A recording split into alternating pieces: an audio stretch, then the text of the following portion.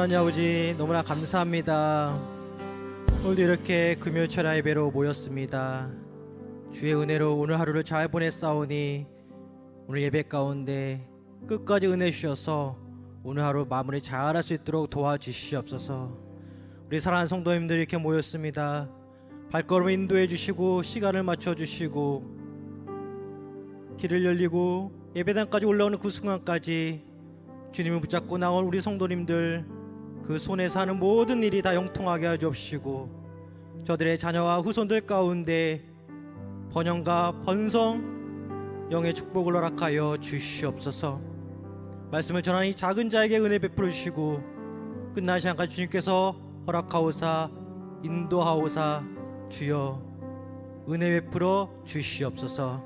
감사하며 주 예수 그리스도 이름으로 기도하옵나이다. 아멘. 구약성경 시편 1편 1절에서 6절까지 보겠습니다. 시편 1절에서 6절까지입니다.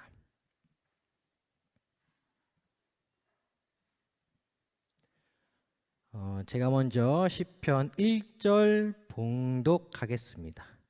복 있는 사람은 악인들의 꾀를 따르지 아니하며 죄인들의 길에 서지 아니하며 오만한 자들의 자리에 앉지 아니하고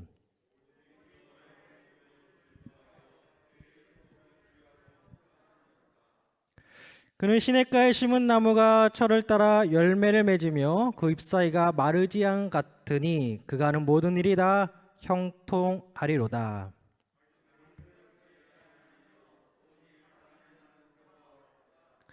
그러므로 악인들은 심판을 견디지 못하며 죄인들이 의인들의 모임에 들지 못하리로다. 무릇 의인들의 길은 여호와께서 인정하시나 악인들의 길은 망하리로다. 아멘. 오늘 설교 제목 복 있는 사람, 복 있는 사람이라는 제목으로 말씀 증거하겠습니다.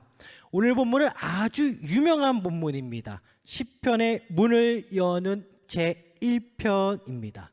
제1편의 핵심은 복 있는 사람은 시간이 있을 때마다 성경을 읽는 사람입니다. 말씀을 가까이 하는 사람입니다. 본문 2절을 보니까 오직 여호와의 율법을 즐거워하여 그의 율법을 주야로 묵상하는 도다라고 나옵니다. 이러한 사람들을 비유하기를 3절을 보니까 철을 따라 열매를 맺는 나무 같으며 잎사이가 마르지 아니하며 하는 모든 일이 다 형통하리로다 라고 나옵니다. 오늘 본문의 구조는 세 구조로 나옵니다. 1절부터 3절까지는 복 있는 사람에 관한 내용입니다. 이 복 있는 사람은 곧 본문 마지막 6절에서 의인으로 이어집니다. 즉 복 있는 사람과 의인은 동일한 개념으로 시편 1편이 이해하고 있습니다. 이와 반대로 4절부터 5절까지 이 제2구조는 악인들의 내용입니다. 악인들의 특징과 함께 이들에게는 반드시 심판이 임한다는 내용입니다. 마지막 제3구조 6절은 오늘 본문을 결론 내는 구절입니다. 의인과 악인의 뚜렷한 차이점을 보여주고 있습니다. 성경을 주야로 계속 읽는 것 못지않게 중요한 것이 있습니다. 본문 1절의 말씀처럼 복 있는 사람은 악인들의 꾀를 따르지 않아야 합니다. 죄인들의 길에 서지 않아야 합니다. 오만한 자들의 자리에 앉지 말아야 합니다. 따르는 것은 곧 걷는 것을 의미하기도 합니다. 걷고 서고 앉는 것, 이러한 일련의 동작은 인생사 가운데 하나의 일을 시작하고 마치는 그 행동 양식으로 이해됩니다. 즉 악한 것을 향하여 걷고 악한 것을 향하여 서고 악한 것에 결국 주저앉는다는 것, 그 악한 행동 혹은 악인들의 삶을 쫓다 보니 결국은 악의 상황에서 주저앉고 만다는 것으로 이해되어집니다. 우리가 따라 걷고 서고 앉아야 할 곳은 말씀의 자리이지 제약의 자리가 절대 아닙니다. 악인의 뒷모습을 바라봐서는 절대 안 됩니다. 오늘 본문을 이해하는 데 있어서 가장 중요한 핵심 세 가지가 있습니다. 이는 복 있는 사람, 즉 의인의 특징이기도 합니다. 2절 묵상, 3절 형통, 6절 인정입니다. 이 세 가지 단어에 대하여 영어 성경을 보니까 묵상은 깊은 생각에 잠긴 상황을 말해주고 있습니다. 형통은 번성과 번영 그리고 성공을 말하고 있습니다. 인정은 바라보다 혹은 지켜보다입니다. 이 세 가지 단어를 연결해 보니까 복 있는 사람은 악인의 꾀와 길 그리고 오만한 자리를 피합니다. 이렇게 피하고 가만히 있거나 세상과 담을 쌓고 사는 것이 아니라 여호와의 율법 즉 말씀을 묵상하거나 또 나아가 말씀을 바라볼 때 깊이 생각에 빠진 채 읽는다는 것입니다. 즉 기록된 말씀에 굉장히 진지한 태도를 가진다는 것입니다. 이러한 자들에게 임하는 은혜가 있습니다. 바로 본문 3절 모든 일이 다 형통하리로다.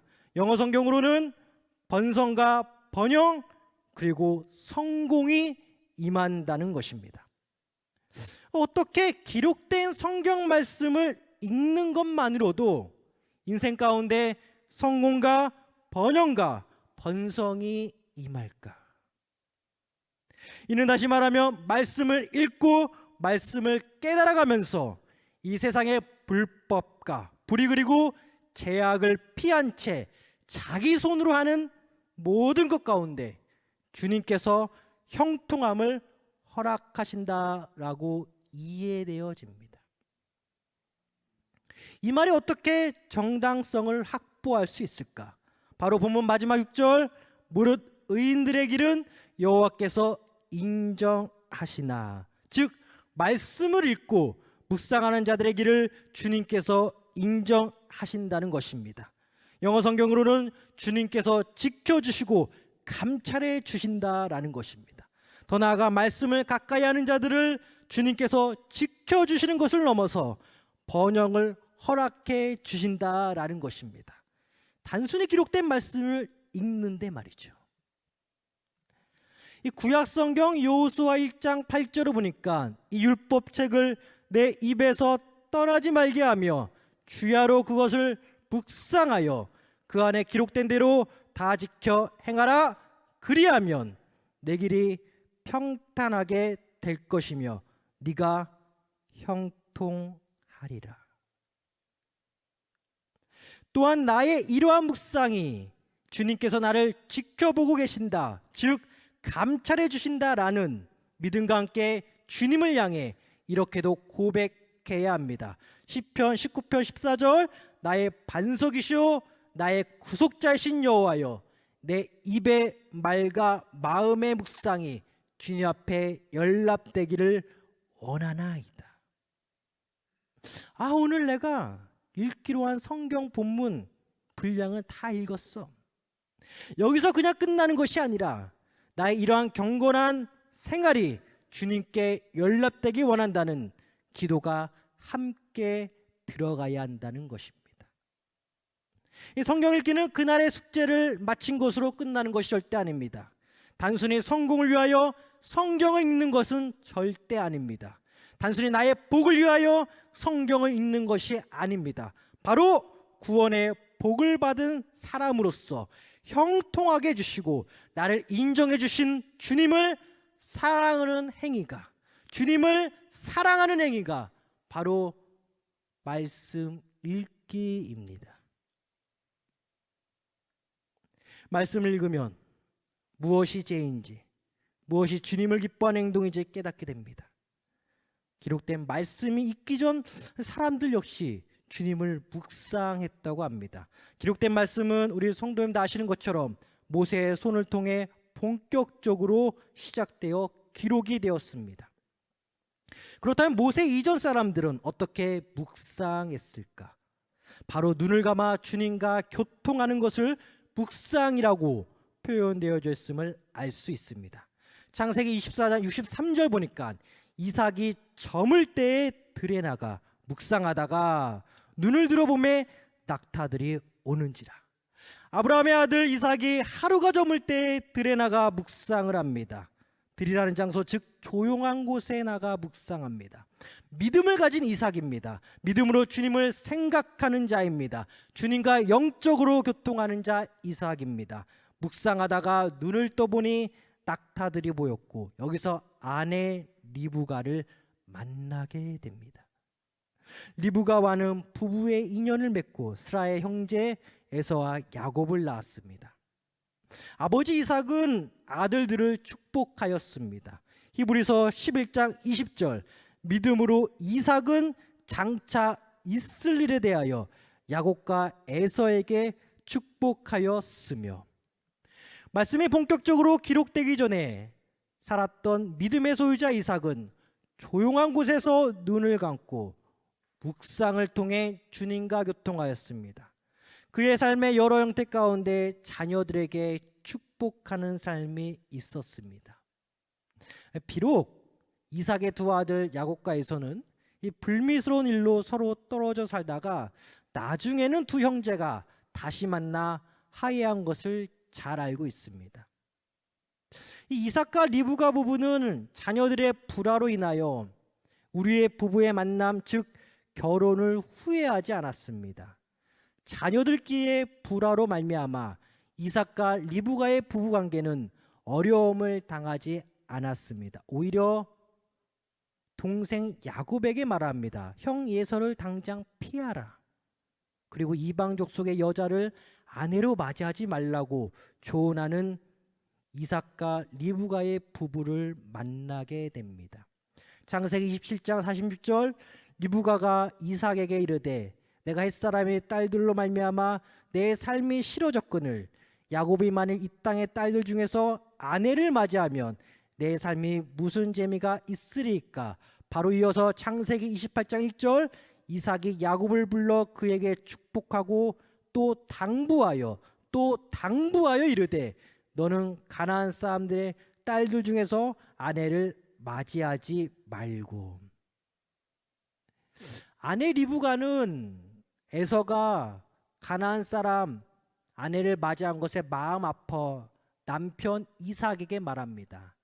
남편 이삭은 아내의 뜻을 아들 야곱에게 전달합니다.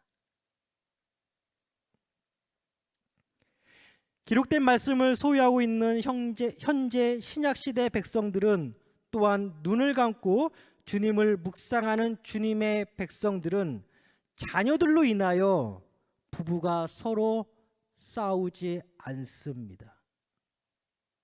오히려 믿음으로 자녀들에게 조언하면 그 자녀들 결국 언젠가는 화해합니다.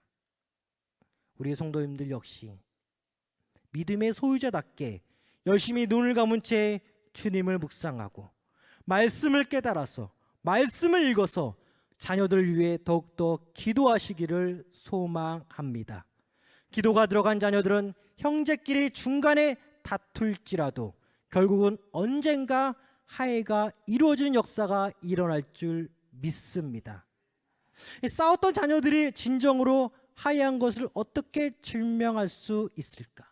바로 부모의 장례식 때 자녀들이 함께 모여 장례를 잘 치르는 것으로 증명됩니다. 창세기 35장 28절부터 29절 보니까 이삭의 나이가 180세라. 이삭의 나이가 많고 늙어 기운이 다함에 죽어 자기 열조에게로 돌아가니 그의 아들 에서와 야곱이 그를 장사하였더라. 주님을 향한 묵상, 기록된 말씀의 묵상, 형통함이 무엇이냐? 결과가 무엇이냐? 바로 자녀들끼리의 화해입니다. 결과가 무엇이냐? 형통함이 무엇이냐? 바로 내가 천국 갈 때 다투었던 자녀들이 한 자리에 모여 나의 장례식을 치르는 것, 그것이 형통함이요 결가입니다. 사랑하는 성도 여러분, 혹시 여러분 자녀들이 다투고 있는 중이거나 화해를 아직 안 한 상태이거나 걱정하지 말길 바랍니다. 성도 여러분, 말씀 읽으셔야 돼요. 묵상하셔야 돼요. 자녀들 조언하면 그 자녀들은 언젠가 화해합니다. 그 자녀를 다시 붙습니다. 걱정하지 마세요. 주님께서 이루어 주십니다. 기록된 말씀으로 말미암아 본격적으로 꽃이 피어지는 시대는 바로 현 신약 시대입니다. 사도행전 17장을 보면 사도 바울과 실라가 보냄받습니다. 베레아 지역으로 보냄받습니다. 유대인 해당에 들어가 보니 베레아 지역 사람들이 간절한 마음으로 사도 바울의 복음의 말씀을 듣습니다. 말씀을 듣는 것에서 끝나는 것이 아니라 사도 바울의 입에서 나온 말이 정말 그러한가 하여 매일같이 성경책을 눈으로 봤다라고 나옵니다. 사도행전 17장 11절을 보니까 베레아에 있는 사람들은 데살로니가에 있는 사람들보다 더 너그러워서 간절한 마음으로 말씀을 받고 이것이 그러한가 하여 날마다 성경을 상고함으로, 여기서 날마다 성경을 상고한다고 나옵니다. 영어 성경을 보니까 매일같이 성경을 눈으로 보다, 눈으로 읽다라고 나옵니다. The scriptures every day to see. 이어서 사도행전 17장 12절을 보니까 그 중에 믿는 사람이 많고 또 헬라의 기부인과 남자가 적지 아니하니 나오고 납니다. 기록된 말씀과 함께하는 복음 사역에는 구원의 역사가 반드시 일어납니다. 우리 역시 예배를 통해 간절한 마음으로 말씀을 받은 후에 기록된 말씀을 눈으로 살펴봐야 합니다. 구원의 역사가 일어납니다.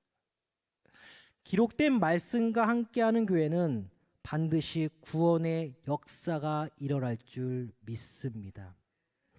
말씀으로 오신 예수님께서도 누가복음 4장 16절을 보니까 예수께서 그 자라나신 곳 나사렛에 이르사 안식일에 늘 하시던 대로 회당에 들어가사 성경을 읽으려고 서심해. 예수님도 복음 전파 사역에 있어서 기록된 말씀을 읽으셨습니다. 예수님 자체가 말씀인데 말이죠. 자기 눈으로 기록된 말씀을 묵상하고 살펴보는 자들을 하늘에서 누가 지켜보고 계십니까? 하늘에서 누가 바라보고 계십니까? 주님이십니다. 또 반복해서 말하지만 오늘 본문 마지막 6절 무릇 의인들의 길은 여호와께서 인정하시나, 여기서 인정이라는 단어를 앞서 언급하였듯이 영어 성경으로 보면 살펴보는 것, 감찰해 주시는 것, 로드 와치스라고 확인되어집니다. 사랑하는 성도 여러분, 우리 성도님들 성경 읽을 때마다 외로워 혼자 읽는 것이 아니라 살아계신 삼일체 하나님이 여러분과 함께 있어 주십니다. 그래서 형통한 거예요. 말씀 읽는 자는 주님과 함께하기 때문에 항상 형통한 것입니다. 베드로전서 1장 5절을 보니까 너희는 말세에 나타내기로 예비하신 구원을 얻기 위하여 믿음으로 말미암아 하나님의 능력으로 보호하심을 받았느니라. 믿음으로 구원 얻은 자가 말씀을 읽을 때마다 하나님의 능력의 보호하심이 일어나는 것입니다. 특히나 이 말세 때에 말이죠.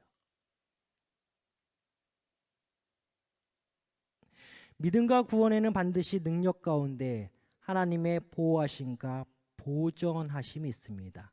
신학적 용어로는 성도의 견인이라는 것을 우리 성도님 다 아십니다. 주님께 인정받는 것은 능력으로 말미암아 주님께서 우리를 보호해 주시다라는 것입니다. 말씀 묵상을 이루어 나가는 우리 의인들은 주님께 특별한 인정하심과 보호하심이 있습니다. 시편 1편을 이해하실 때 세 가지만 기억하시면 됩니다. 묵상, 형통, 인정입니다. 묵상, 형통, 인정입니다. 묵상은 곧 형통과 지켜주심입니다. 묵상은 곧 죄인의 길에 빠지지 않게 하시는 방패 역할을 합니다. 각 가정 가운데 혹여나 다툰 자녀들이 있다면 믿음의 묵상은 부부간의 싸움을 막아주고요, 다툰 자녀 형제들을 하나로 화해시켜주고 뭉치게 해주는 형통으로 이어집니다. 묵상은 다투었던 자녀들이 화해하는 것뿐만이 아닙니다. 간절한 마음으로 말씀을 받은 후 자기 눈으로 말씀을 상고할 때, 말씀을 읽을 때 구원의 역사를 매일같이 이루어 나가는 것입니다. 진정한 영의 복이 그 시간 가운데 임하는 것입니다. 약 2000년 전 베레아 지역 사람들은 날마다 성경을 상고했다, 읽었다 기록되어져 있습니다. 오늘 본문 2절, 그의 율법을 주야로 묵상하는도다. 매일 밤낮입니다. 말씀을 묵상할 때 주의점이 있습니다. 본문 2절 초반부를 보니까 오직 여호와의 율법을 즐거워하여, 오직 여호와의 율법을 즐거워하여, 주의 말씀을 즐거워해야 한다라는 것입니다. 믿는 것은 당연한 것이요, 즐거워해야 한다라는 것입니다. 다시 한번 강조하지만 말씀 묵상은 그날의 숙제가 절대 아닙니다. 부담스러운 짐이 아닙니다. 항상 기뻐하라는 말씀처럼 항상 기뻐하는 가운데 말씀을 대하는 것입니다. 영어 성경에도 delight, 크게 기뻐, 나도 모르게 함성이 나오고 가슴이 두근두근 되어지는 큰 기쁨으로 기록되어 있습니다. 영어 성경에는 말이죠. 오늘 본문을 한마디로 정리하라고 한다면 복 있는 사람은 말씀을 주야로 묵상하는 자입니다. 또 다른 말로 한마디로 정리하라면 주야로 말씀을 묵상하는 자가, 주야로 말씀을 묵상하는 자가, 주야로 말씀을 묵상하는 자가 바로 복 있는 자입니다. 할렐루야! 이러한 자들에게 임하는 것은 모든 일의 형통과 여호와의 인정, 보호하심과 감찰하심입니다. 번영과 주님의 보호하심과 함께 성공입니다. 믿으시길 바랍니다. 다투었던 자녀들이 하나가 되어진 역사가 바로 묵상, 말씀 읽기, 기도 가운데 있습니다. 구원의 역사를 바라보게 됩니다. 우리 모두가 이런 복 있는 사람 되기를 간절히 소망하고 소망합니다. 기도하겠습니다. 하나님 아버지, 말씀을 읽는 자에게, 말씀을 묵상하는 자에게 형통과 주님의 인정, 보호하심과 간찰하심이 임한다고 하였사오니 우리에게 임하여 주시옵소서. 기쁨으로 말씀을 읽어 기쁨으로 말씀을 묵상하여 가정 간에 화해가 일어나게 하시고 다툰 자녀들 간에 하나가 이루어 주시옵소서. 영의 복이 임합니다. 구원의 역사가 일어납니다. 주여, 우리에게 은혜를 베풀어 주실 때 특별히 말씀을 묵상하는 은혜 더하여 주옵시고, 그 말씀의 묵상이 주님께 연락되길 간절히 기도하는 우리가 되게 하여 주시옵소서. 말씀 읽는 자에게 형통함과 주님의 인정함과 인생 가운데 성공이 있을 줄 믿사오며 주 예수 그리스도 이름으로 기도하옵나이다. 아멘. 우리 복음성가 내가 주인 삼음 부르시겠습니다.